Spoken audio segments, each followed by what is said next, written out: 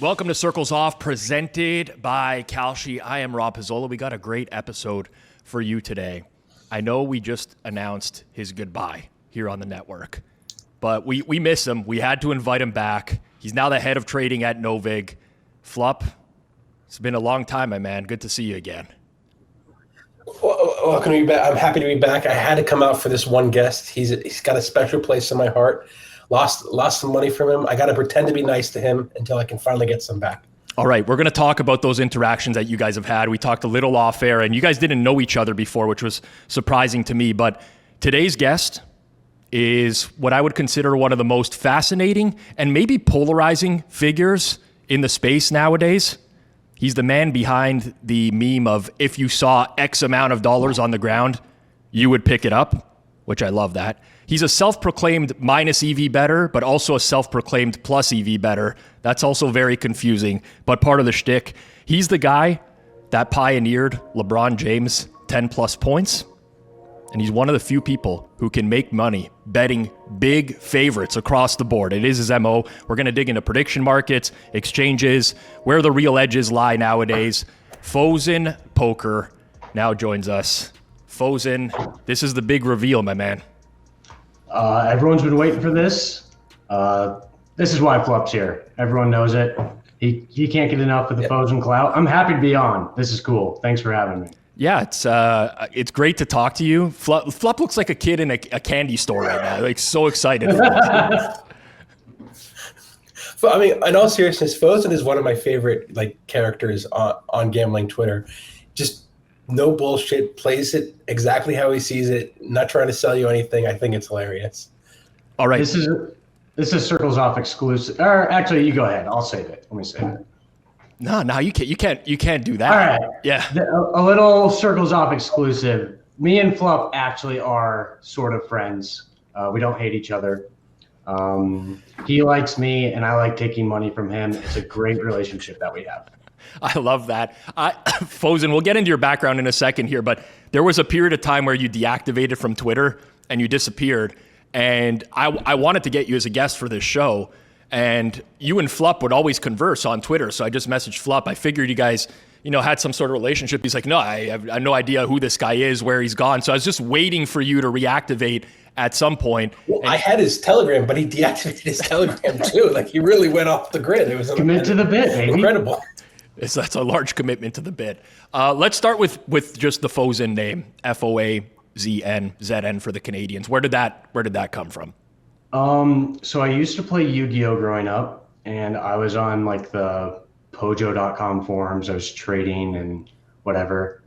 And I don't know how it stuck, but it was somebody else's username. And I was like, that's kind of a cool username. And I signed up from MSN Poker to free games when I was a kid as Foazn, and then it just kind of stuck. My biggest fear with the name though is that guy on Pojo just going back, and because you trade him just ripping people off, and then it comes back to me. But I just stole the username. Yeah. Well, and you steal someone else's identity, and then they go and do shady things. Unfortunately, it can fall back on you. Yeah, you're not wrong, but we're good for now. Yeah, so part of your Twitter handle is FoaznPoker. So I think it's fair to assume that you started in the poker space before shifting over into sports. Yeah, so I'm 30 years old right now, and 21, dropped out of college to play poker full time, which was way too aggressive of a decision because I was not good enough at poker. I was probably making $15 an hour playing low stakes, 6-max hyper turbo sitting. Wasn't fun, but grinded it up a little bit, figured out how to play. Some might say it's lucky I invested in Bitcoin. I like to say I was smart, but now here we are. Where you've adopted poker into your name, even though you were making $15 an hour on average. Well, okay. Back then when I was 21, these days when I played, and even to this day, I can probably make low to mid stakes online tournaments. I can 15 table pretty comfortably. I'd say about $100 an hour, which is really high for an ABI of 20. If you guys know much about the online poker world. Yeah. You have now kind of come into the space and you've built up a brand for yourself, essentially, that's kind of rooted in this sarcasm of like, I'm really good bettor, but you showcase the losses, you don't sell picks. How much of this is like deliberate in the sense of you planning around this entire Twitter account versus it just naturally being a reflection of who you are as a person? I definitely didn't think it would grow this fast. So it more spontaneous and, can you repeat that question? Yeah, I just, some people come in with, especially with social media nowadays, and they're trying to build a following. They will engagement farm intentionally, and you are in the sense of the word, an engagement farmer or an engagement baiter. But I wonder how much of that is intentional versus just being a reflection of who you are as a person. And just for me, Foazn, I don't know if the same thing for Flup, I just tweet what comes into my head. And people are like, oh yeah, but Rob, you're engagement farming with this. It's like, no, it's just an opinion of mine that I wanted to get out there. How much of that for you is natural versus like deliberate versus not deliberate? Most of it's natural, but there's definitely engagement farming that goes on. About a month ago when I came back, I had a 50K bet that I was like kind of teasing, didn't want to give out right away. And then one of the smartest moves I've ever done, I tweeted out that I was going to lock my account before I would release the pick. And I gained like 250 followers that day. And I didn't end up locking my account, and I knew I wouldn't. It was all just to gain followers. So I would say most of what you see from me is real. Like when I say my bets are minus EV and I'm saying don't tail me, like that's kind of the real me. But I definitely play into the shtick of free money and asking for likes on Twitter, which I don't do too often, but that's another easy way to engagement farm. So yeah, kind of definitely a half and half kind of thing. So someone else on this network, Kanish, argued that because you have this jokey personality and you say that people might not take it seriously and tail your picks and lose money. Do you feel some sort of responsibility for those people? I knew Kanish would be brought up, and I'm waiting for it. But I do feel bad when people lose money tailing my stuff.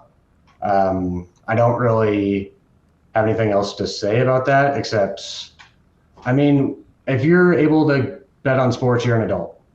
You need to be able to figure out what's good and what's bad. I tell you it's bad.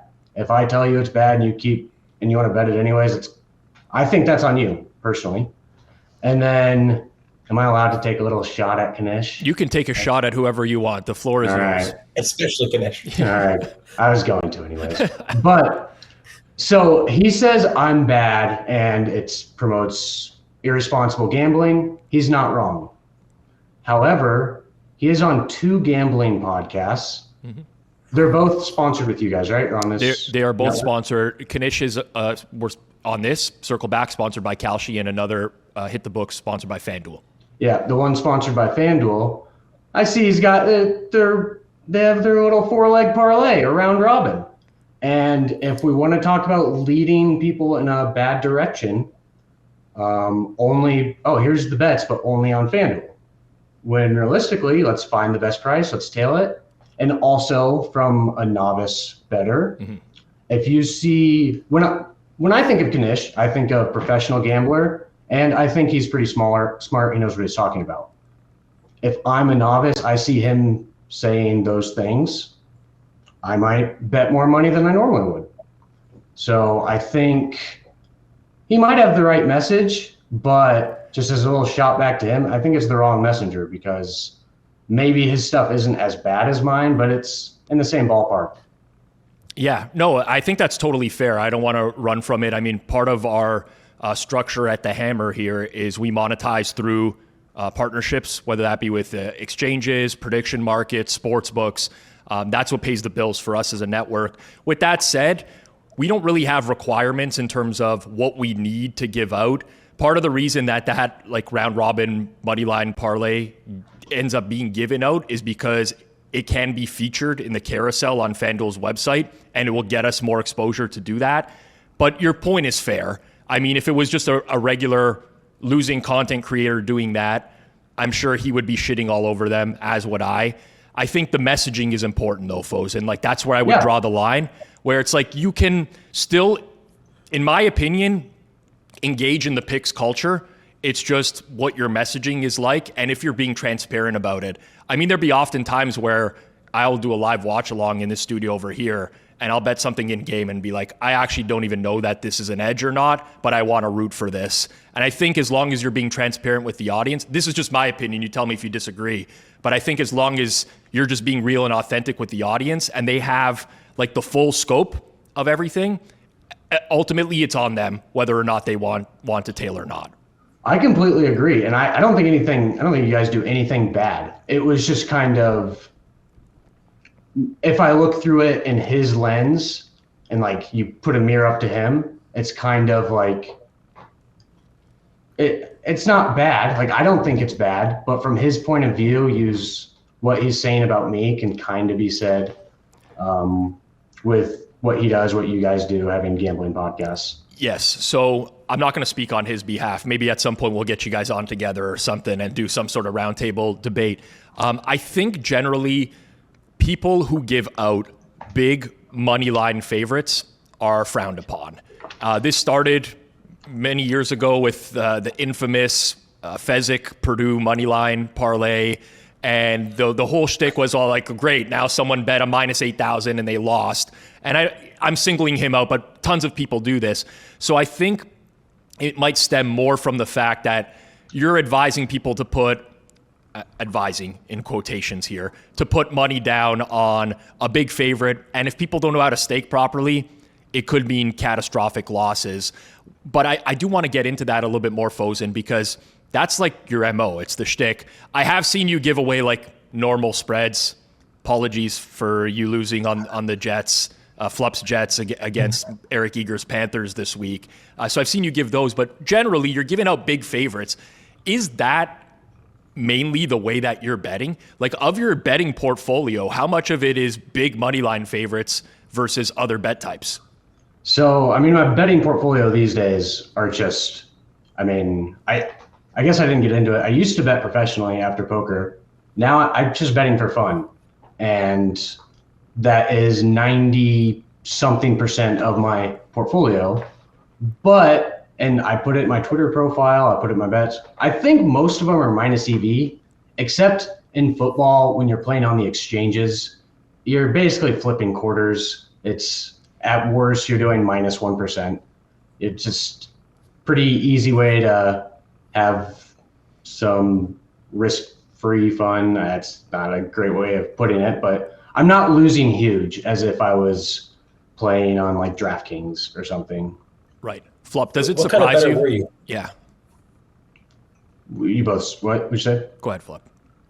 What kind of bettor were you? Top down, originating, and then how was your style to earn? Top down 100%. I'm a odds jammer, unfortunately. Wow. But you and Flop, wow. Wow, Flop's an odds jammer? Flop was an odds That jam was my start. My Yep. start was odds jam. That was my, well, I guess my original, wow, I sound like Flop. My original start was grinding boosts and promos. And back in the day, if you just grinded boosts and promos and maybe had a friend or two, I mean, they were $50 maxes. There were a ton on every website. It was like a 100K gig just doing boosts and promos. It was a really good deal. But then after that, got into odds jam, and it gets worse. I was an arbor. That's just got all my, that was basically all my volume for NBA for a long time, was just arbing, and then got into live betting, which that really became big like 2 years ago, I want to say, when OJ added it. And the edges there are pretty big. Again, I was arbing. It's not one of my proud things to admit. And then these days, not going to give all the free clout. But there's another one. It's kind of smaller. Start with bookie, and it seems pretty good. People are winning on like Bookmaker and the exchanges and 10% FanDuels. Might have to hop back in there. Yeah, so I'm curious then. It seems like you knew what you were doing, and now you're saying you're betting more casually. Is that you, like, what's the rationale for that? Have you lost edge? You just don't care as much anymore? You've made enough money where you can just casually bet at this point? Why transition towards a more recreational approach? Too rich to care, I guess. I've been in Bitcoin for 10 years. So like in the $200 range of Bitcoin, I've just been saving money. Or it's been my savings account. So I have enough money to just kind of dick around with, for lack of a better term. I think it's fun. And sitting in front of an odds screen during a 6-hour football slate isn't as fun. It's just betting one thing and having all four screens of YouTube TV up, just watching the games. Right. That is the most baller answer. I love that. Just too rich to care. Don't need to worry about it. Let you idiots deal with the pennies and stuff. Well, see, the difference between me and Foazn is that Foazn didn't sell 30 Bitcoin, 7, 8 years ago to renovate their basement like I did, and then eventually sell that house. The world's most expensive basement for the pizza man over here. Whereas Foazn's casually firing minus 8,000 favorites on a day-to-day basis. Doesn't even care if he loses. I mean, you look at some of Foazn's old Coinbase transactions, he wishes he had some back. But so interesting that you say that. I haven't done this in a while because it's a bad exercise for your own mental health. But every now and then I go back 6, 7, 8 years ago. I check some betting account, my old Nitrogen account. I go look at like some random futures bets that I placed. At the time, I was just messing around. I was like, one night I watched an NBA game. I'm like, yeah, I have to bet the Warriors to win the title. And you look back on it now and you're like, wow, I torched $75,000 on Warriors futures bet because I was betting in Bitcoin at the time. I wonder if you ever do that, where you just go back and look at past transactions and then like equate them to what they would be worth nowadays. Unfortunately, I do. I see those 30 Bitcoin purchases that I'm funding my Bet Online account to play $15 double up sit and goes. I'd just be having a real job, not losing money in poker. And I mean, I never would have found Bitcoin without offshore gambling. Yeah. So it goes hand in hand. But that's where most of mine are. And it's like, make a stupid bet here, just messing around. Even small bets back then, there's like a $100 bet, it's like half a Bitcoin. Like, oh, there's 60 grand down the toilet. Mm-hmm. I should be sitting on $1 billion. Instead, I'm talking to you guys. Wow. That's funny. So this is totally not turning out the way that I thought it would be, and this is good. But you're betting these big money line favorites on the Twitter account, and you say you're just doing them for fun, casually.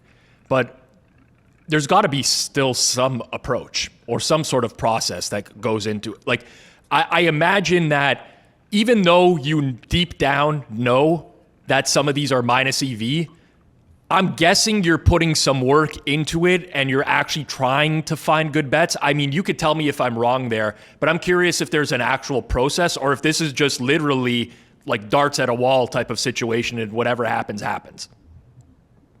So I think I know ball. These NFL markets, they fucking suck. I own them.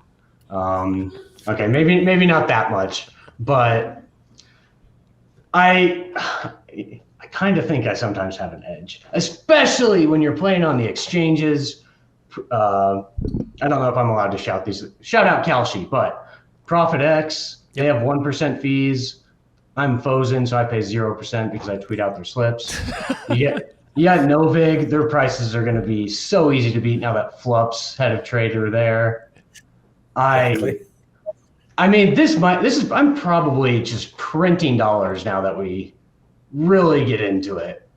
I think the tennis bets are good. That's where I really got into the big, outside of the LeBron stuff. I think the tennis stuff is good. Maybe not on the exchanges because they don't have the void clause like FanDuel. If it retires, you get your money back. Right. There's some that I haven't tweeted out, but I'll it'll be like a minus 50,000 for tennis, and it'll be Yannick Sinner up 2 sets in the third set. It's like 5-3 for some random guy.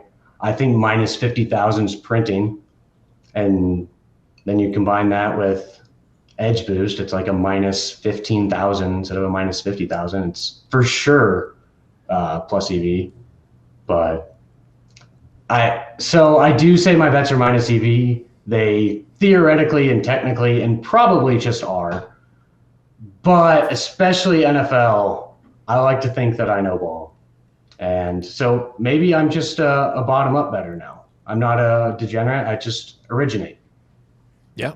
And you use, interestingly enough, like other tools like a edge boost to bring your price down as well. Foazn. Right? Makes a lot of sense. Wait, Foazn, I got to ask. With the exchanges, I mean, take the LeBron 10 plus, you've got extremely intelligent counterparties on the other side taking these bets. Aren't you worried about adverse selection? Not at all, especially in the LeBron market. I'm playing against the biggest idiots in that market, especially, not even Flop. I'm sure he had a process, whatever. You look at my bet slips, and I'm not saying that my legs are winning, or my LeBron is just for sure winning. But on the other side, for me to get like 20,000 to win 500, it's so many like $5 bets, $10 bets, $2 bets on the other side, to where on those they're not. And then I do think you probably think you have a good idea of what the number is. You've probably done some nerd shit with your, LeBron will get injured at the second quarter at this amount of time. And that's just another example of me knowing ball and you not. Like, he got hurt, he'll come back, he'll get his 10, he'll leave the game. It's very simple. Kirk Evans did an entire newsletter on this topic, on the 10 plus, and trying to actually price it. So Foazn, were you the originator of this? Like, did this start with you? This was me, yeah. Okay. You created an epidemic in the space of some of the dumbest people who would actually tail at the worst prices at some point that logically made no sense. But it also created such good content for a very long period of time. There were a few sweats that were in there for sure. There was, I think there was like end of the third quarter where LeBron went into I want to say he went in with 4 points, maybe 6 points, three. Yep. Into the fourth. So it actually made things really fun. And at that time, Spaces was big at that time. Me and Flup, we couldn't get enough of it. We were on till like 4 a.m. in some spots. And the amount of content that was just created about this one bet type, it blew up. And it's actually crazy to think that it started with you because you had a pretty small Twitter following at that time. I'm just like trying to piece it all together of how this thing became as enormous as it was, with you being the foundation point of everything, and how you even found it. Like, what was this for you? Like, how did you come across this? So I first found it just, I guess I don't know. I saw LeBron 10 points and like, he always scores 10 points. I knew of the streak. I'm not even a LeBron stan. That's another Circles Off exclusive. On Twitter, I am a LeBron stan. But I just saw him like, this has to be good. And I tweeted it out and I added a couple of people. It was like Brett, NBA Green Beans, and Flup's favorite guy in the world. I like Brett. I know you guys don't, but I like Brett. And then a couple others. And I've learned, and I already knew to a degree, you combine LeBron James, any of those, like LeBron tweets are huge on Twitter. Combine that with quote unquote big money on a bet slip. Bet slips, big money, lots of views. And put those together, you get a little bit of traction, it's just going to take off. And it did. And so that's how I found it. That's how it got off the ground. And the very first game, he scored like 11 points. It was a fourth quarter sweat. And I was like, and I hadn't been on Twitter really before. Like I had less than 500 followers for sure when I initially tweeted out, probably less than 300. And I just had all these people making fun of me. I'm like, what the hell is this? Of all games, you're going under this one? And he scored, and I swear to God, the announcers mentioned me, basically, because they laughed, and they're like, oh, we were going to say it too if he didn't do it. And they didn't, like, actually say what it was, but at least in my self-centered point of view, they were talking about FoaznPoker's big bet that went viral on Twitter. And that was one of my more fun sweats. Another one. Sorry, I'm going to cut you off. You consider that a fun sweat? Yeah, I mean, especially in hindsight, when you win. At the time, and that one in particular, because I didn't have a big following, I hadn't been used to people just making fun of me all the time. My hands were a little nervous, and I was like, "This sucks. I'm the main character of Twitter. It's a bad day." But now all the other ones are fun sweats. I'm more or less used to it. 99% of the things that people say aren't going to get to me. Some people, they're a little wild on Twitter. And I'm not saying like I beat them up or anything, but it's just like people on Twitter say things that they would never say in real life. Yeah. It's just insane how mean people are. It's just saying all sorts of words. They're not real death threats, but I've gotten death threats. It's like, what are we doing? But for other good sweats, the other one was against the Pacers, where LeBron actually got hurt earlier in the game. Flup, right? Was it that game that he got hurt? And one of the Prophet X guys added me and Flup, and Flup didn't know at the time. And I have a great screenshot of him replying, "Oh my God!" And he got to 11 or whatever in the fourth quarter. I had a big bet that I had like 5K to win 350. So I was like, that was a huge sweat for me. What was Flup the counterparty on like all of these bets, basically? Not at the beginning. I think it took him a while to get in. Okay. Because I remember you guys talking about this on a space, and I tuned in very briefly, and I remember you, Foazn, saying, like, this is impossible to price. Like, how can you possibly factor in anything here, motivation, whatever, and you just intuitively thought it was good?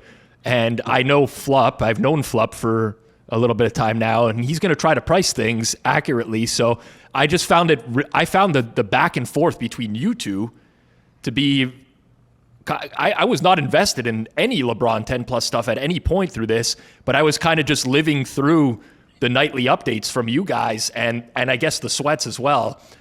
So yeah, I found that a really interesting. For what it's worth, for what it's worth, like it took me a while because like I thought Foazn was winning in the beginning. Like when he was laying like 20-1, 12-1, 15-1, like it's hard for me to see that being bad bets. But then when it got up to 55 plus to 1, that's when I was like, so I started to question. So I think a lot of times we were opposite sides, but different prices. Like I might have had 70-1, he might have laid 50-1. Right. We both could theoretically be winning. Yep. Over a long enough sample. Yep. Well, no, you can't be winning on LeBron under 9.5. That's cute theory you have there. But to the impossible to price thing, it's kind of like the bell curve meme. People on the two sides like, oh, he'll score 10 points. And there's Flup in the middle. Well, he could get hurt. He might not actually care about it. And like us on the sides are just chilling, raking in that Flup money, which I don't know if you guys have ever had the pleasure of taking money from Flup. It's about 10x as valuable as regular money. Oh, so good. Yeah, I listen. I actually quite like Flup. So, we play poker together in Vegas, and I think we both ended up in the game. I didn't directly take his money, but it does feel good to win a pot against Flup. Like it's, especially if you bluff him. Oh man, there's not much better in life than that, Flup. It's not much better than that. We've That's true. actually. Wait, Foazn, did we play? I was Did we about play any to- games poker? We did. I got stacked by Flup, and that's just might be bottom 5 moment of my life. Oh, I don't blame you. That's And God, I wish those games didn't blow up, because I was telling Flup, because there were. I mean, I'm sure you guys really want to hear about these poker games again that everyone cried rage. I think what you guys really wanted was just a little bit more talk of them, so I'll bring it back up. I was going to change my whole sleep schedule around these games, because it was like 10-20 with just a massive whale. And I only played in it the one night, lost $2,000 to Flup. We don't need to talk about that. But in the little Telegram chat, him and that whale were playing heads up to like 4 a.m. at massive stakes, or it was like 10-20. And I was quick little ballpark math and like what he was doing. Just, you could probably like 7x raise, and he's just going to flat his entire range. You're probably making like $1,000 an hour at 10-20. It's like, Yeah. I was gonna change my whole schedule around it, and then idiots had to cry that it was cheated. Even if it was, I'm beating the game if it's cheated. The guys are that bad. It was fine. Let Foazn make some money. Oh, those were definitely interesting days. I had several conversations with Flup through that period. Honestly, what Foazn said there kind of sums up my thoughts. I was more insulted that you thought I was a bad enough poker player that I needed to cheat to win those games. I'm like, just look how they're playing. I played semi-professionally for years. There's no way I'm losing, and I'm winning many hundreds per hour. I didn't need, like, I'm a sit and go tournament player. I started 6max hyper turbos, go to MTTs. I don't even play cash, and I know that I'm just sitting down printing money. I can kick my feet up, get drunk off my ass. 500 an hour, easy. I don't even know Vig was probably pretty good in those games. I guess I don't really know anyone else, but people were just open limping like it was a 1-2 live game. Like, what are we fucking doing?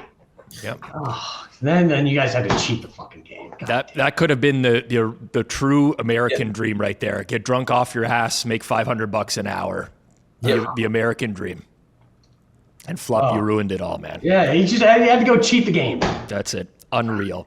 Foazn, so after the LeBron 10+ craze, have you been looking for like another one of those? Have you been actively trying to find something that you can bet every single night and really dig, like, boots into the ground and be like, I'm right on this, I'm going to bet this repeatedly? Have you tried to go down that path? I have, and there's just nothing. Am I blurry? Yeah, it's okay. Don't worry. But there's just nothing. The LeBron 10 is something special. He has his streak.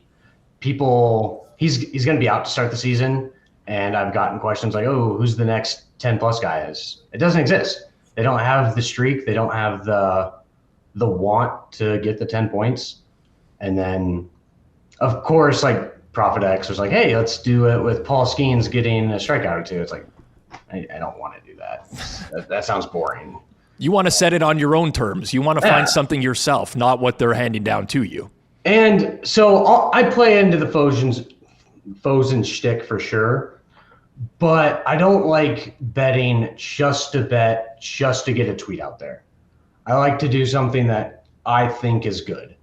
I could surely find something that could be some kind of a shtick and do it, but it's just, I'd like to at least be somewhat true to myself, and there's nothing that I've been able to find.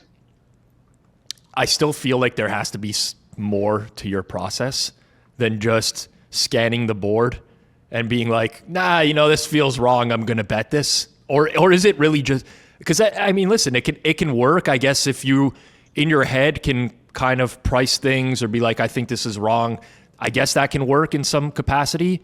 Like you're not doing any research, you're not handicapping, you just open up whatever. You open up your Kalshi or whatever, and you're like, this is good. Just ball knowledge, baby. That's all I need. You guys enjoy the odds screen. You guys have your little models. You do your research. I'll open up my app. I'll say, yeah, that's probably good. I'll bet on that. Yeah. And so I'm also, to get into that, I'm up around 160K. I think it's 158 something. What's the breakdown there, Foazn, of like prediction markets / exchanges versus traditional sports books? Most of it is exchanges. I actually downloaded an app because they were like talking to me. It was like Juice Reel or something. Yep. I'm up 80K on Profit. Novig, I'm up like 3 or 4K. That'll get up to like not for long, buddy. And that's what I was about to say. That'll get up to about 200K. And Kalshi, I think I'm only up 30 something K, which isn't that impressive when you have a 59K win on the Thunder. Yeah. But plus, you have peanut butter on the leaderboards all the time as well. All the fucking time. You know, oh my god! Like, there's one person you'd want to crush in those leaderboards, it would be peanut butter. That's for sure. That would be fun. And what was I was gonna say something, but I have a small brain. Well, you're going through your breakdown by book. What do you do with traditional sports books? I don't really use them much anymore because the only one I'll really use is FanDuel because I can bet on that one. Mm-hmm. All the other ones I'm limited on, and I think if you post a bet slip from a P2, you're just a literal idiot. Yeah, I agree. Nothing good can come of it. Totally agree. So you're either outing yourself as a moron or you're just putting out your P2 to be like, hey, look at this. And it comes back to them in some ways. So basically the exchange is just for being able to get money down. My FanDuel used to be 10%. Now that I bet like an idiot, it's 37.5%. So I'm still limited on FanDuel. Yeah. But they are by far the best rec book. And I don't think anyone would argue that. And yeah, so basically it's just exchanges just for the volume aspect of it. So again, I'm interested in that because you're going to get matched against a market maker a lot of times. You're at the amounts that you're betting, it's not a lot of retail flow. So you're betting, and over a fairly decent amount, decently large sample, you're winning with intuition, which you rarely see happen.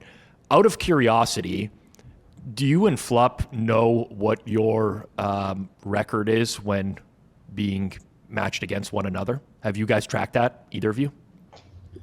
I think Foazn is certainly up because I only got like one against him, and he had like many LeBron templates. If I had to guess, he's probably up in the range of 5 to 10K on me. Does that sound? It's not a huge number, yeah. But okay. You guys will be seeing that clip on my Twitter account of how I am up 5 or 10K on Flup. So, but then Flup is going to pull like the ultimate tout move, and he's going to be like, "Well, if you avoid, if you take out the LeBron stuff, then I'm up, right?" And exactly. Right. But that you made me remember what I was going to say earlier. Saying that I'm up over a significant sample. I don't agree that it's that significant. Okay. Because one, it's large favorites. Yep. If you're playing large favorites, you can just go on runs. I don't bet every day. Like for football, it's been just on the weekends. The LeBron 10 stuff, and then tennis favorites. I do tennis favorites in the majors. I just do Alcaraz and Sinner, and then they play each other in the finals every time. It's awesome. And you guys should look into it. But So hold on, before I'm just going to forget. So you combine big favorites, and then you just throw in a little bit of martingale. It's not that insane that I'm up as much as I'm up because it's just like I'm running good. But I don't think it's a significant sample to say I'm winning long term. But I don't know. But also, I'm just super smart. My ball knowledge is probably just carrying me to victory. So. Yeah. Plus, your bankroll management with the martingaling puts you at next level. It's your ball knowledge plus bankroll management as well. That's what you idiots don't understand. You guys have your 1% of your bankroll. Just bet a unit, you lose. Bet 2 units and bet 4, 8, 16. Just don't run out of money. Go to Kalshi. Go up against their market makers. You got $1 million each side on NFL. Just win.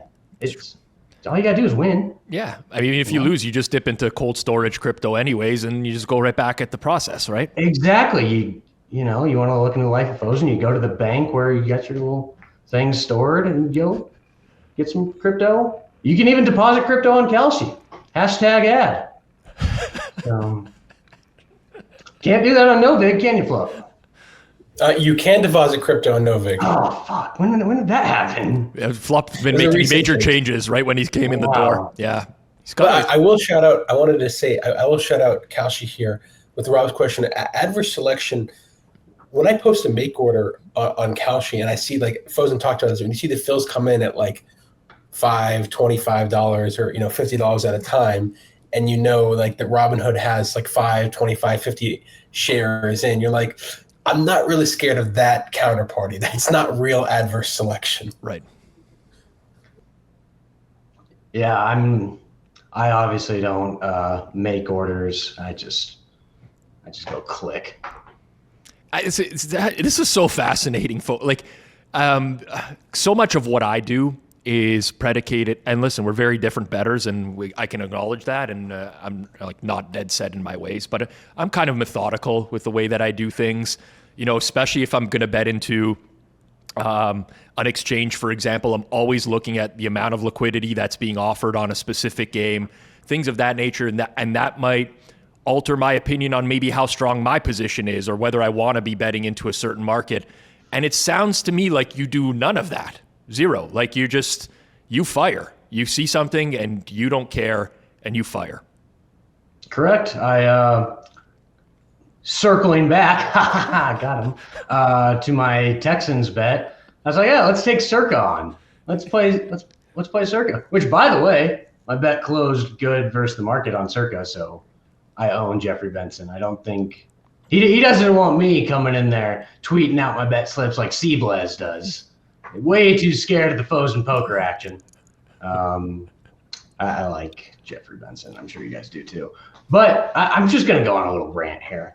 The sharps on Twitter that are just, oh, Circa's awesome, Circa's doing this, that. You guys don't place a single bet on Circa. If FanDuel, DraftKings were like Circa, they'd either, not FanDuel, if DraftKings, MGM, Fanatics, they were like Circa, they'd either be out of business or you'd be out of a job. So, like, you can say Circa's good, and they're great. They don't limit. You can get down. They're perfect for me. Yeah.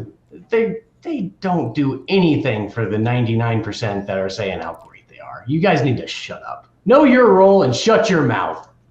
Yeah, I think each sports book or whatever it's going to be, prediction market, exchange, they all have their own separate things that make them good for certain bettors and maybe not for others. I think we can all agree a book like Circa, I mean, they just don't have the prop offering that a lot of other books do. SGPs, and yeah, people might be losing betting that stuff, but it's what they want to bet. And ultimately, I do think that they're striving to get to that point. I remember when we talked to Matt Metcalf on here, it was after he left Circa, but he was working with a company called Mojo on deriving some very, very different types of props that sharp books could leverage to use and get, take real bets on them and things of that nature. But you raise a valid point. I mean, I'm not Nevada based. I'm not in a state that I'm in Canada. I can't bet through Circa personally. They get a lot of my volume, but the experience for me is just all about, I think that they treat bettors fairly. And, yeah. And if you're a sharp, that's kind of all you're looking for in the space is just treat me fairly. I think that's why they get such a good rap. I just like taking shots at the sharp people that I decry on Twitter. And I'm also circling back to that as well. I'm surprised you like that, Rob. Oh man, you're a pro, man. I think if you weren't so rich from Bitcoin, I would offer you a hosting gig right after the show. But it's unfortunately we're not going to be able to meet the demands. Let's build. But I was surprised I'm on because your audience doesn't like me. I don't know if you know that, but a lot of you'll click on, so you'll have like people will comment, and the Twitter accounts with like 400 followers, but there's 300 mutuals. So it's like, oh, that they're in the know. So many of them, whenever I lose, they're not following me. Well, make sure to reply to me and tell me my whole world story or my whole life story on Twitter. It's like, I'm not saying I dislike your audience, but we don't get along sometimes. Well, sometimes I don't get along with my own audience, and that's fine. A lot of my audience now are people that used to roast me nonstop on Twitter 10 years ago. Opinions change and things happen. I will say, I think after they see or listen to this, they will probably like you even less. And that's not because you have a good personality, but I think generally, and again, your main shtick is centered around taking big money line favorites. And up until now, it's been impossible for me to like parse whether or not these are plus EV. You believe you have because I know you say things like, don't tail this bet, it's not good. But it also could be within your shtick. I had no idea until we're actually having this conversation.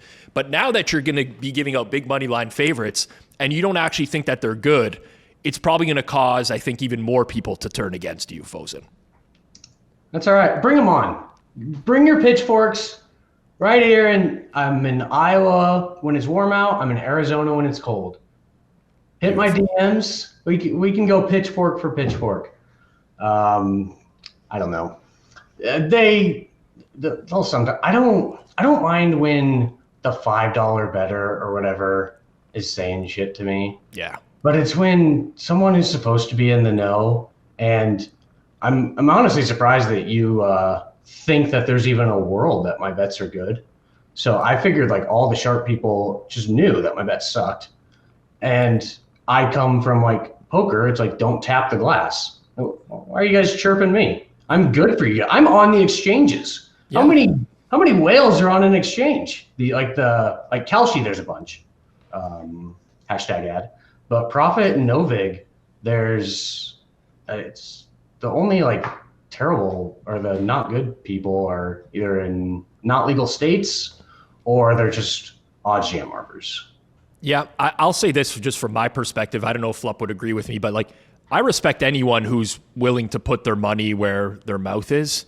There's nothing that aggravates me more than the people who are like on an NFL Sunday. They're like, oh, look, the Sharps lose again. The Sharps can't stop betting on the Jets. It's like, well, did you play the Panthers? And they're like, no, because the sharp side was the Jets. And I was like, well, you had an opportunity to make money. Like, you can go bet on Sunday. The limits are pretty high across all these books. Like, you have an opportunity for real wealth. So I always respect people who at least put their, if they have opinions and they put their money where their mouth is, then I'm okay with that. It's the mouth breathers that don't, that really bother me. And they're like, I don't show my tickets on, I don't show my tickets on Twitter because, there's not very many good reasons for me to ever do that. No matter what, there's going to be someone who sees like a $10,000 bet and they'll be like, oh, that's it? I thought you were like some sort of big bettor or whatever. And there's like no positives to doing it. But I can say that I'm even just judging the reactions to the ones you put out. I got chirped for my $5,000 bet. Yeah. What are we talking about? Like, not even just the losing side of it. It was like, oh, why so small? Suck my dick. Yeah. Where's your $6,000 bet slip? Exactly. Where's your $2 bet slip? Yep. God, that's a good point. I hate the people that are just pass posting or not pass posting, but pass posting without a bet slip. Which reminds me, in round 2 of the NBA playoffs, I had a disgusting series parlay. It was like Thunder, Celtics. Who's the other? Oh, Flups, Cavs. And that's right. I feel like you only brought this up as an opportunity to roast Flup, by the way. It came naturally, but I'm doubly glad I brought it up. But I lost 30 something. It was either high 30s or low 40,000s on it, and wasn't close. I lost 2 of the 3 legs, and the third one was the Thunder that went 7 games. Results oriented, it wasn't a good bet. Right. But after it lost, some guy, I'm not going to mention him, but he was in my replies and in other people's replies showing his tweet of like, oh, I knew this Cavs bet wasn't good. And he posts his bet slips all the time. Where's the Pacers bet slip? Oh, no, I'm glad your opinion was right. No money on this one though. Okay, cool. I don't know why I thought of that, but thanks, Flup's Cavs, for making sure I'd lose money. He's just bringing back bad memories for you, Flup. It's just so funny. Like, I had the same thoughts too, because when I first posted the Cavs bet, there was some like well-respected, sharp on. I don't want to like beef with or anything like that, and they were like calling me an idiot, and I said like, let's cross. They said no. Well, then why are you chirping me? Just like. We can bet, like we can cross it. We don't have to post or anything. It's really good for it's a win-win for us here. If you're gonna like attack me, put your money where your mouth is. And I support Foazn because he always does it. I have to respect that. And especially when you know it's someone who actually bets and they chirp you and like I don't care what you like your size, but there are certain people like Flup. If he's gonna chirp and say it's a bad bet, especially like a regular bet or whatever, he's probably on the other side. But the people, I don't have words for the people that chirp about a bet. They are bettors, and they don't have a bet on the other side. It's just shut up. Your opinion is worth literal zero to me. I don't care. Yep. I think the only thing that might bother me worse in the space is the ones who don't post their bets until they win. That's another one. See, like at least you're putting yourself on the line there, where you're like, if you saw $300 on the ground, you'd pick it up. It's whatever this price minus 3,000. Like there's really no upside in doing that. When you think about it, it's a huge negative free roll. Yeah, you win a big favorite, no one gives a shit. You lose, here they come. Agreed. So like you got to have some serious balls to do that. Now, granted, until now you were living anonymously. It might make it a little bit easier to do that. Now that you're out there, it's a little bit different for sure. But the people who don't post till after the fact, the victory lapping in the space, that's what really, really aggravates me. Yeah, that's why I'm not sure if we've brought up me leaving Twitter. But I always say, like, before the fact, if I lose this bet, I'm going to leave Twitter. And I did that with the Warriors Rockets. I left and then came back the next day. And people were mad. I'm like, well, read the terms of service. I deleted my account. I didn't say I couldn't reactivate it. And then there was one tennis day that I won. It might have been when Sinner beat whoever by injury. And there were so many nasty comments. I just said, next losing day I have, I'm just going to delete my account. You guys can tweet into the void. I'm not going to be here for it. And people don't like that. I don't give a shit. Mm-hmm. I can do what I want. But I don't know. I guess I don't really have much for that except just people chirping or just whatever. Yep, I get it. Big beautiful bill potentially coming into effect in January. Is that going to be something that hinders you? Like, are you considering shutting it down because of that? I am a prediction market and sweepstakes player. You predict. Sports betting for you guys. Yeah, good for you guys. But I actually, and I mean, I guess I'm kind of past posting here. I had a bet that I posted to Twitter, I had a prediction that I posted to Twitter on Kalshi, because you don't bet on Kalshi, you guys predict, just in case you didn't know. 100%. You could buy and sell. There's two-way markets for everything. Yeah. You're predicting. So I predicted at a price that the bill would get overturned or whatever by the end of the year. And my tweet moved the market pretty heavily. And I don't know if I committed insider trading or pump and dump. I didn't post Twitter. I cashed out. I bought it at like 35 cents, fucking steamed to 65 cents off of a Foazn tweet for some good liquidity. It's like, oh, I like the price. If someone crossed with me, you crossed with me. I'm on the yes at 65 cents. This is terrible. This is terrible. Well, this is great. I'll DM you my bet slip after this. But did you do that? It was like right after I posted mine. Is that why you posted your? I bet it a couple. I don't know when you posted. I don't even know you posted one. I bet it a couple months ago. Or sorry, I predicted it a couple months ago. Yes, predicted. We'll have to check the dates, but mine was like a $5,000 or $6,000 prediction, and cashed out for $500 or $600, maybe more. Not really sure. I mean, I don't know if that what defines insider trading nowadays, but it's like it can't be bad. It's like the GameStop. Yeah, he likes the stock. I like the price. right. I didn't tell people to go do it. Right. Now, if I continuously did it in those small niche markets, might be a problem. I would agree. As a one-off, maybe instead of Dub Club, I just what was the word we just used? prediction.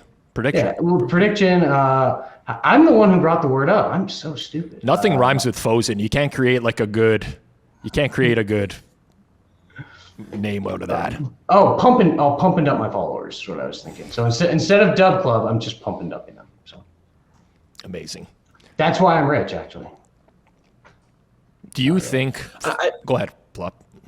I was just gonna say, I don't think people realize that, just because you like a side doesn't mean you're never going to bet the other side. You can easily like it at 35 cents and not like it at 65 cents. That's extremely reasonable. Yeah, I mean, it's like the LeBron thing. Say you were getting it at, say, plus 100, which obviously never happened. You're just liquidating your assets with that. I like the price. Yep. This is why, the whole pros versus Joes, sharp versus square, bet against the public Discord always drives me crazy. It's because the pro bets +7 in the NFL game and moves it to 6.5, and then they stop betting because they no longer see value at 6.5. But everyone is like, well, the pros are on this side. It's like, well, no, the pros were on this side at this number. They're no longer on this side at this number. And I think that's the biggest, for lack of a better word, trap that people fall into betting nowadays is well, the pros are on this. I got to tail them. It's well, you're playing a much worse number. And to Flup's point, I can't even tell. There's been times where an NFL quarterback is out, and I've played both sides of the game at different numbers because you see value somewhere in the middle. That's kind of the big one nowadays that drives me crazy with the way that average rec looks at the sports betting industry. But that's because they follow people that provide bad education like you, Foazn. Yeah, that's maybe my bets are good to any number. Maybe. You've got to start putting that in the tweets, by the way. I'm playing this -2,000, good to -20,000. Good to -20,000. Have you ever worked with a partner on anything?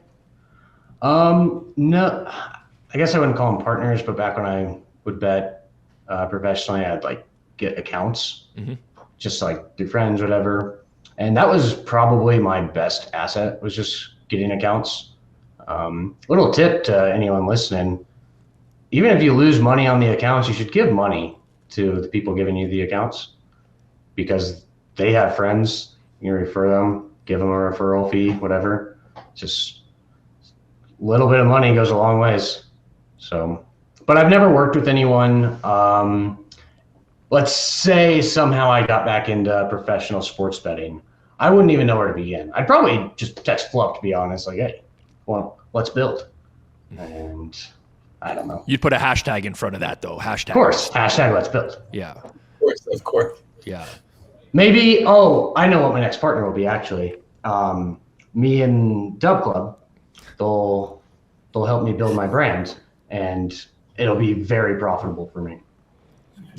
How excited would you be to show up at one of those influencer meetups where they my God. They pay for the whole weekend and you guys are all collaborating on ideas of how you can grow your sales? I just think, can you imagine the smell in that room? Oh my God. That's not what the first thing that came to mind for me. That's what comes to my mind. It's like, oh, it's musty as hell in there. And I saw one guy recently with they had like a combined $50,000 bet or something. And that's another one where I'm too rich to care. There's not a price you could give me to hang out with them for a day. Yeah. Well, listen, I mean, at the end of the day. Oh, BS. You're telling me if they offered you $100K to show up for one day, you'd say no? Do I have to converse with them? You're thinking about You got to be part of the entire day. Like you guys are, you have to sit through the meetings of how you're going to grow your following and all that stuff. The entire. All right, I'd probably do it for $100K. I don't do it. I definitely don't do it for 10. Yeah. I don't do it for 20. 100's a good one. No, but your point is your price is big enough that they would never offer it to you. Yeah. Here's your small little win. Congrats.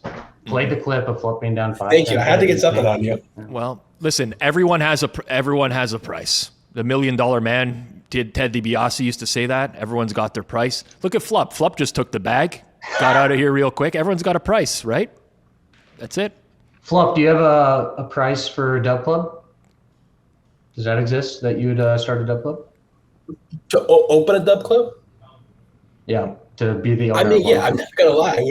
If they offered me like $10 million, $15 million to open a Dub Club, yes, I would open a Dub Club. But like I would never get to that number. And the only reason it would be is if like if it was at 10 to 15 million, you could now not bet yourself and actually deliver value to people. Yeah. Whereas like before, like you couldn't. Exactly. I think that's a good point by Flup. Like you would have to get a monetary amount that makes sense where you're no longer influencing the market yourself so that you can actually treat the pick sales like it's a real betting portfolio. Yeah. So the number has to be high enough to take you completely off of the betting side of things, I think. Because a lot of these guys who just give out scraps or numbers as the market's steaming, 1 second after release, it's not helping anyone. I don't think a number exists for me just because I couldn't provide value. And I'm totally fine, by the way, with people with pick sellers that have legitimate value. You got your promo discords, you have your discords with your bots, you have originators that are good. But for me, I mean, I go bet on LeBron 10 points. I was going to say, like, what your picks package looks like is probably not what the average person is looking to pay for. Like today, we're putting 40% of our bankroll on Rams money line, minus 2,000. Like, I guarantee though, I could make a decent amount with Dub Club Discord thing. I've had lots of DMs asking for my Discord, and then if you want to get into like me with bad picks being a Dub Club seller, well, you're already going to be, that's kind of shady to begin with. Right. Just do some shady marketing at that point. Right. Like, promise big wins. Can't really sleep at night, but hey, I made 20K this month off you guys. Go have fun. Yeah. And then if you go down, you can just give everyone the best stuff afterwards. Yeah. That's just the way to do it. I hope this doesn't come across as offending you in any way, but I could actually see you being like a really good tout. You have the characteristics of being I wasn't going to compare you to other people. I thought we had fast. You market yourself like fairly well. It's hard to grow Twitter followings now from nothing. You're a good marketer. That's where I think I personally suck. I don't have it within me to like promote this. I can't do your shtick, but I think you do it really well. Speaking of promoting, I think, and this is just nice criticism, and you guys, I actually noticed it. You guys had a video post earlier. You guys, when you talk about other cappers, like specifically me, because you guys know I'll interact with it. If Kanish or Peanut Better, you guys talk about me in your videos, your circles off Twitter, you guys should clip that and tweet it and at me, and then, or other people, because it'll be free engagement. Because me, I'm narcissistic. I'm like, there's Foazn. Let's talk about me. I'm awesome. I'll quote tweet it. And so, yeah, I think, so I don't really watch too often, but I like the Friday episodes. especially when I know I'm going to be in it. So I say on like Tuesdays after people have already seen it, maybe release some of those old clips, because there was even, I don't know if we're allowed to talk about competing The floor is yours. things. Talk about whatever you want. So Flup and Henry have their thing. Yep. And that's a really nerdy podcast, right, Flup? Am I wrong? Like, it's nerdy? Oh, extremely nerdy. And there was a video that Novig tweeted out that I thought was funny, and it made me watch. And they do pretty good about tweeting out their videos. Mm-hmm. And maybe I just don't recognize it because maybe you guys don't come up on my feed as much. Yeah. But I think you guys maybe want to start doing that more? Question mark? No. So it's a really good point. So we do tweet out clips of the show. The problem is that circle back, inherently the way that the show is structured, there's not a lot of positive messages throughout the show. Yeah. It's mostly, here are bad tweets. This is why they're stupid. Mostly. There are some more nuanced conversations for sure that are centered around like just a big topic, big beautiful bill being an example, whatever. But you kind of, at least for me, I have a real problem with grabbing the clip, like the 5 minutes of roasting a certain person and then tagging them on Twitter and being like, I understand that it's an avenue for growth, but it also can look like that makes sense. You don't like bully them. Yeah. I get what you're saying. Hang on a second. This is complete BS. What it is Rob is just scared of a lawsuit. That's all it is. Every episode, Rob's going to come in and be like, hey, guys, we can't say these things because we could get sued, and I'm scared. That's the real reason. So we do have guidelines for everyone on the show that were written by our legal team in terms of what can and can't be said. The big thing is to not present something as a fact. If it's just an opinion, and to make it very clear that it's just an opinion. There's been legal action threatened against us many times. I don't really care. That has nothing to do with it, Flop. Like, if anything, like imagine one of these guys trying to sue us in, like, the most recent one was along the lines of, if you're gonna say my record from this year, you also have to include the record from the past 5 years, right? Which is the most absurd thing. And it's like, if you don't do that, you're going to be hearing from our legal team, whatever. As if like someone who ever talked about, Russell Wilson as a quarterback has to go back and be like, we should also point out that he had these seasons in Seattle where he threw for X amount of touchdowns. Like, it's the dumbest thing ever. But this is what happens when you get into a show that inherently is talking about other people in the space. But I don't care. I mean, candidly, that would be pretty good for us. If someone wanted to go out of their way to sue us they would just be wasting money, for one.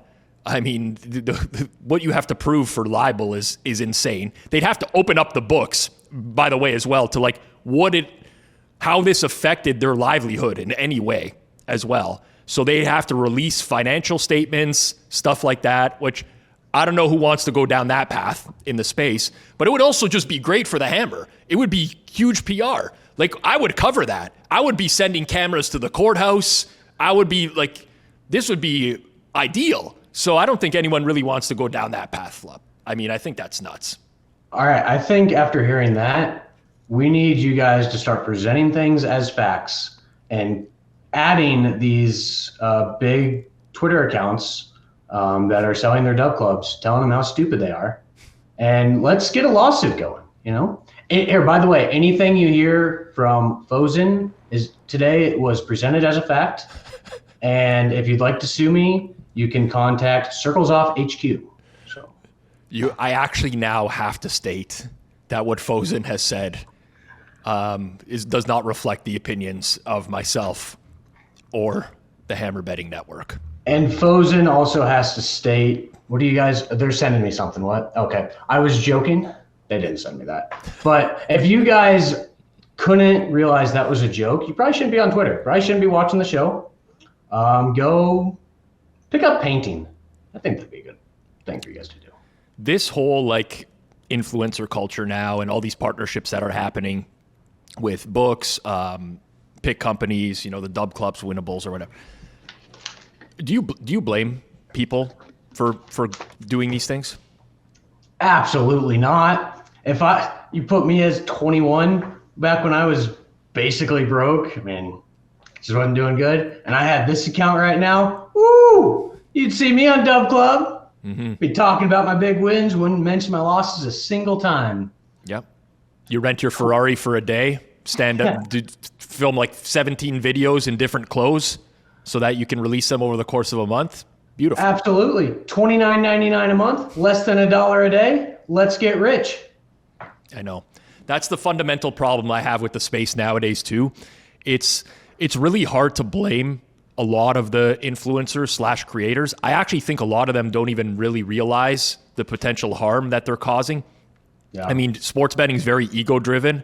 And I think a lot of these people actually think that they're going to win, and they don't really know that they're not going to. It's more so the larger conglomerates that are reaching out to everyone in Twitter DMs saying, hey, been following your picks. You're on a hot run. You can make some money selling them over here. That seems pretty, I mean, I understand it's the business model, but that's where I think we're getting into some ethical boundaries that have been crossed. We've got this guy online. He thinks he's a winner too. I mean, look at that ego. I mean, it's insane. Speaking though of these guys, I have the biggest sweat ever tonight.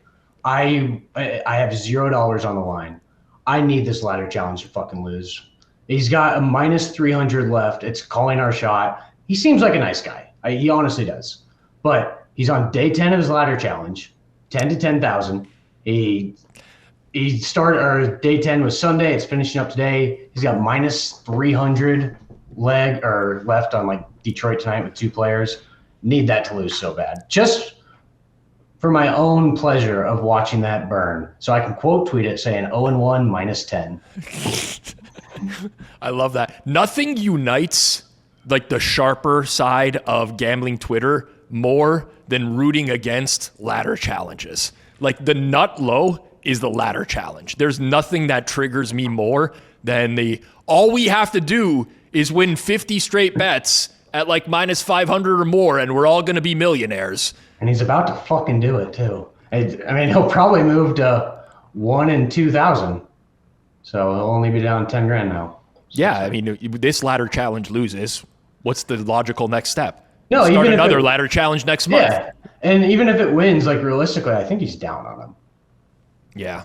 So, but I honestly do think he seems like a genuine nice guy, and maybe that's how he gets you. Who was it that's doing this? Calling our shot. Yeah. He's got like 300,000 followers. Yeah. I think we might have done something with that account on Circleback before. Rings a bell. Wouldn't surprise me. Yeah, wouldn't surprise me at all.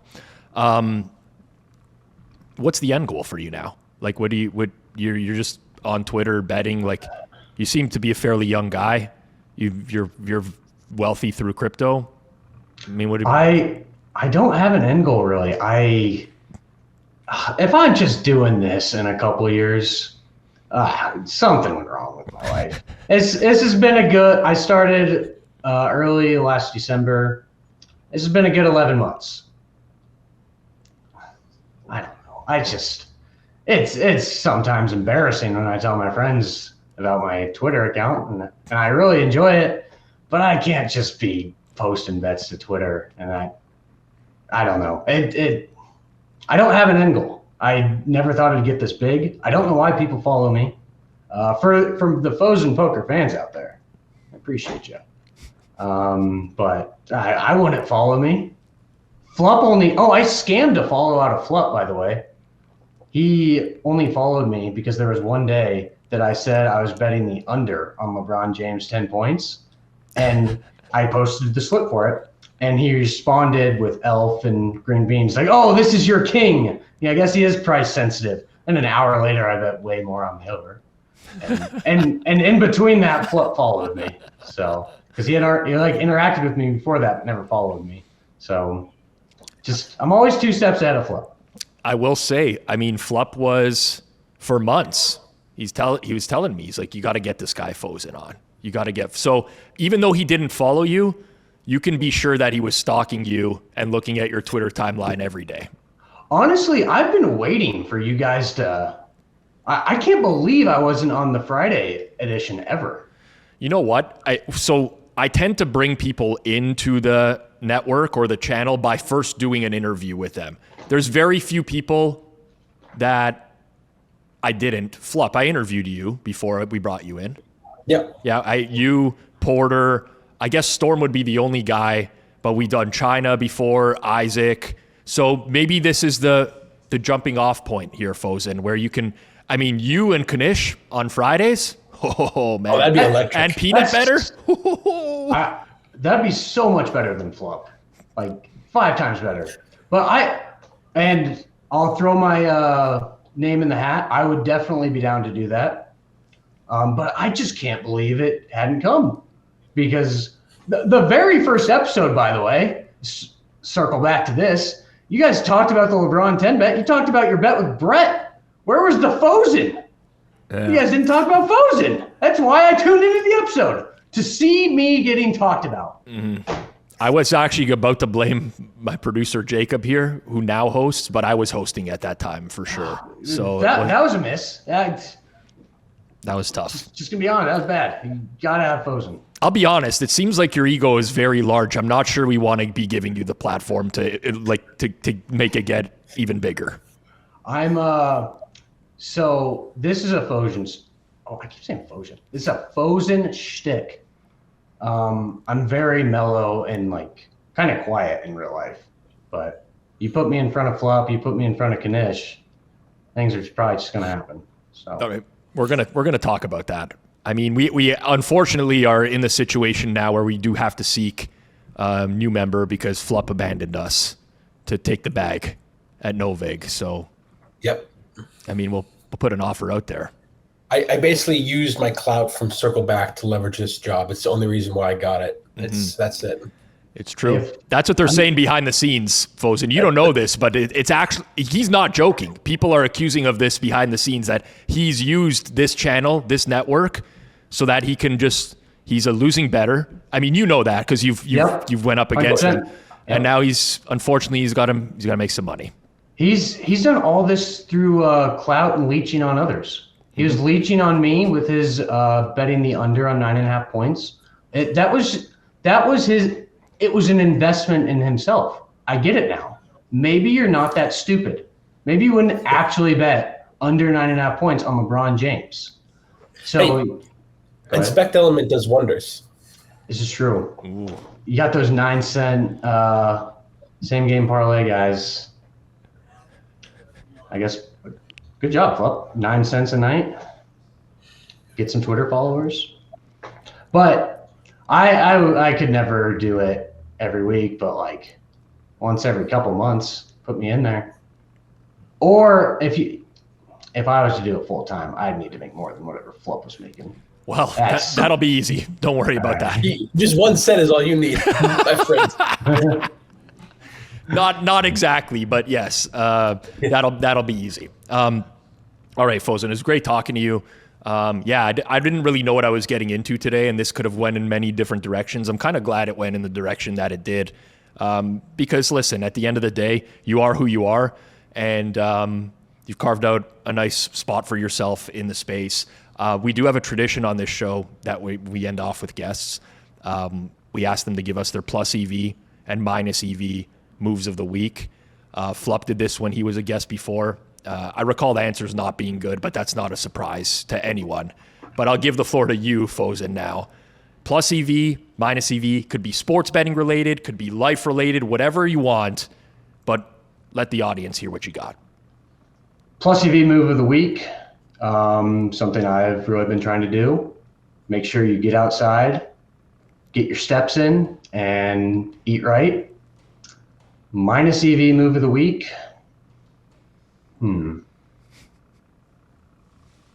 Following Flup No Light on Twitter. If there was a prediction market on Flup to be in the minus EV, I would have laid whatever price. It was 100% coming. There was no doubt about it. But hey, I really enjoyed being on. This is a lot of fun. Rob, this is the first time we've ever talked. Yep. Flup, it's good seeing you, I guess. People behind the scenes, You as well. yeah, the people behind the scenes, thanks for setting this up. You guys will be hearing from my team about my contract offer. All right. But I did have a lot of fun. This was a good time. All right. Make sure you follow Foazn on Twitter at FoaznPoker. We'll actually drop his Twitter down in the description below. We'll also drop Flup, so we'll be nice to him as well if you want to follow Flup on Twitter. He is a traitor to our team, but you know what? You can't do it this one because that would be against Foazn. Well, you can put drop it this time. Why not? You just put 2 links in the Twitter. You know how many? In the description. You know how many links we have in the description already? Well, it would go against his negative EV of the You know what? week. It's true. We can't disrespect Foazn by putting a Flup Twitter link in the description. We will not do that, Jacob. Make a note of that. No Flup in the description below. Appreciate everyone who tuned in and watched today. If you did enjoy the show, smash that like button down below. If you're listening in audio form, please rate and review 5 stars. Leave some comments for us as well.